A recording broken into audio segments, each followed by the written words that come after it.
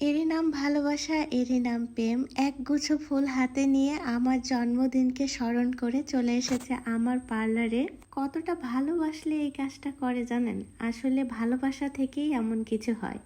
মানে সুন্দর করে থ্যাংক ইউ সো মাচ। ওর নাম পিয়ন্তি। আমার ভাগ্নি জান্নাতের মাধ্যমে ওর সাথে পরিচয় হয়। ও 2 বছর যাবত আমার পার্লারে আসে। হঠাৎ সারপ্রাইজ, সত্যি কথা, ফুলের তোড়াটা পেয়ে আমি এত খুশি হয়ে গিয়েছিলাম, শুধু হাসতেছিলাম।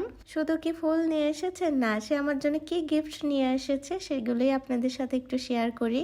গলার একটা চেন, তারপরে হাতের ব্রেসলাইট। গিফট পেলে কে না খুশি হয়, আমিও খুশি হয়ে গিয়েছি। কিন্তু সবচাইতে বেশি খুশি হয়েছি পিয়ন্তি আমার বার্থডে স্মরণ করে যে আমার পার্লারে চলে এসেছে শুধুমাত্র আমাকে উইশ করার জন্য।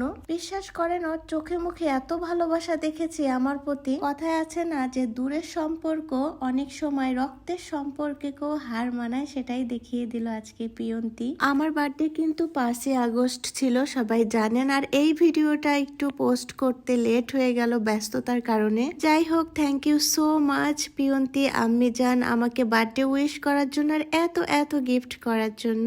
তো এই জুয়েলারি গুলো পরে আমাকে কেমন লাগছে গাইজ, সবাই কমেন্টে জানাবেন। ভিডিওটি ভালো লেগে থাকলে লাইক কমেন্ট শেয়ার করবেন। সবাই ভালো থাকবেন, সুস্থ থাকবেন। আল্লাহ হাফেজ।